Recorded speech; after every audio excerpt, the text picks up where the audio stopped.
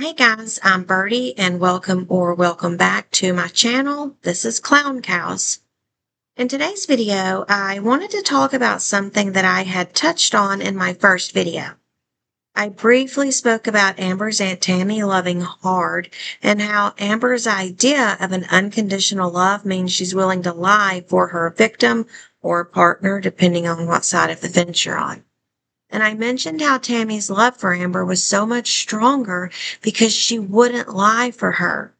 Instead, she forced her to face difficult truths, and she wouldn't shield Amber from life, but encouraged, through her own leadership, Amber to get treatment to process and work through the difficult parts of her past.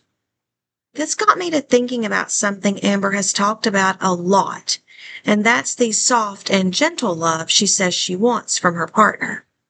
Amber has stated previously that she simply doesn't respond well to tough love. I've watched Amber long enough to notice that she equates many of her behaviors to being like my mom, as she says. This includes several of her likes and dislikes and even her mispronunciation of common, simple, elementary words. I'm going to go further down the snake hole than what I probably should, so I'd like to throw a theory out there for you guys to ponder. Did Amber learn love, or her perceived idea of what love is and how to love, from her mother, or perhaps from both of her parents? Amber talks about being like her mother so frequently, and sometimes Amber's behaviors seem to spawn from nowhere, like Amber being vehemently against divorce, although she's never been married, but thinking it's okay to date married people as long as the marriage isn't intimate. And think for a minute, because Aunt Tammy said that Christine, Amber's mom, is still married to Amber's biological father, despite the abuse inflicted on her and despite the fact that Christine is engaged to someone else. It doesn't make sense to me to put off a divorce, to have the means and the abilities and the opportunity to get one, but to then get engaged for marriage to another person, all while knowing you won't get divorced from your current legal spouse. I'd like to also theorize that Amber saw some of the mistreatment or abuse that her mother survived, and she likely heard her parents say the words, "I love you," to one another. And perhaps young Amber then perceived love as being what she saw her parents exhibiting while using that word. They were both addicts, and addiction comes not only with neglectful, selfish behaviors, but also with an impulsivity that often brings a later consequence. Maybe Amber's parents lied for each other to keep one another out of jail. And perhaps Amber not only learned to lie and deceive people from watching those who were addicts, maybe the same way that Amber lies about her food intake while also being in active food addiction. But I think that Amber also got the idea that love is an action expressed best by the willingness to lie and hide secrets for one another. She said that she lied for Emily, and that she kept so many secrets for Emily to protect her because she loves her unconditionally. And this isn't the first time Amber has equated love to the willingness to lie. Amber has expressed numerous times that she will lie for those she loves, and she thinks it's weird if others won't. I believe this was one of the many behaviors Amber learned that not only helped ruin her reputation, but ultimately her life and her chances of normalcy. For a moment, I'd like for you to imagine your legacy. Just think for a minute. What is your legacy? Who are you to yourself? Who are you to others? What have you accomplished that backs up any of that? I'm going to share mine with you. So, tomorrow, it's my birthday, and I'm turning 47. I own an LLC. I'm college educated in 2 fields. I'm a college graduate. I'm a published author. I'm married. I've given birth to 4 children, and I'm a grandmother. I've got a couple of homes, a farm, dozens of rescued animals, and I'm working behind the scenes to develop my not-for-profit. I hope I'm remembered for loving others, both in the love I have for those I know and for the love I have for those I'll never know, but I still pray protection for. I want my legacy to be carried out with my not-for-profit, where animals and those in my community are cared for, provided for, and loved. But now I want for you to think, what's Amber's legacy? She's known on the internet as a lol cow, or a clown cow as I call them, and some call her a failure of all things. Others call her things that I won't even say on here, but her legacy isn't of things to be proud of. In a nutshell, her legacy is really nothing more than a cautionary tale. This all leads me to today's video. I'm going to discuss what a soft and gentle love is, if any of Amber's relationships were that, from an outside perspective looking in, of course. Why Amber might say she wants that from her relationships, but most importantly, is Amber in return the soft and gentle love she claims to want? I'm also going to talk a bit about why I think Amber does not want a soft and gentle love. And I'm going to tell you what I think Amber is really wanting, including the manipulation I believe is happening in her saying that she wants that type of love. Just so everyone knows, a soft and gentle love, according to Google, quote, is a type of affection characterized by tenderness, kindness, and emotional vulnerability. It's a love that doesn't demand, but rather offers support and comfort, creating a safe space for vulnerability and honest communication. It's not about grand gestures, but rather about consistent, quiet presence and care. End quote. Looking at her relationship, just this last one with Emily, do you think she had that? She said she did. She actually called Emily her soft and gentle love.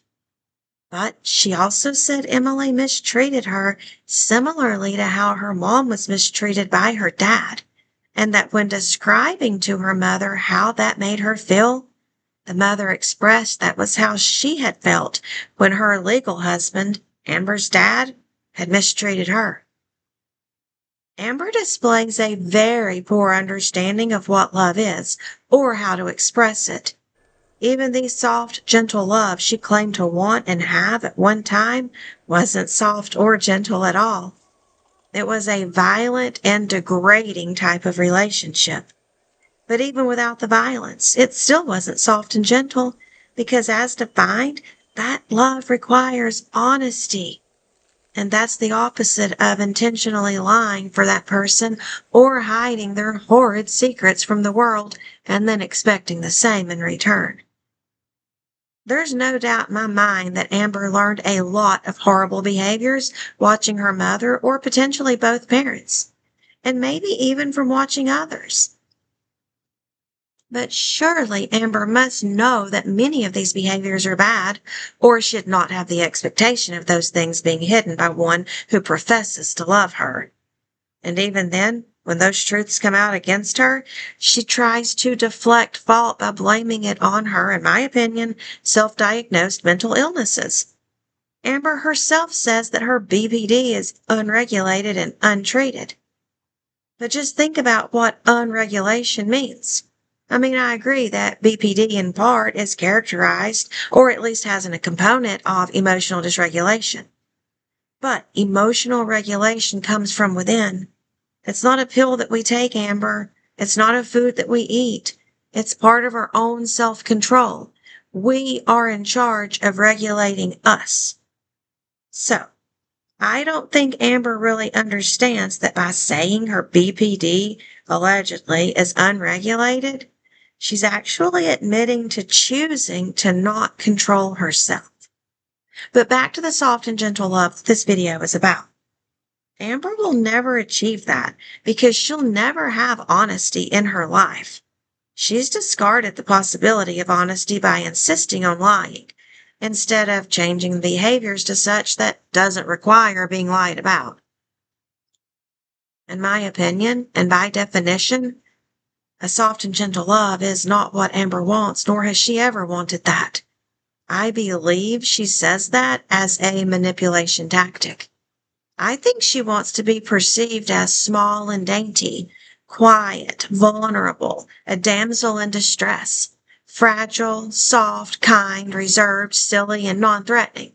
So saying she's looking for or truly wants a soft and gentle love, well, it fits that narrative, right? What I think she really wants is someone who won't hold her accountable. She wants someone who will lie to cover up her wrongs instead of encouraging her to be better.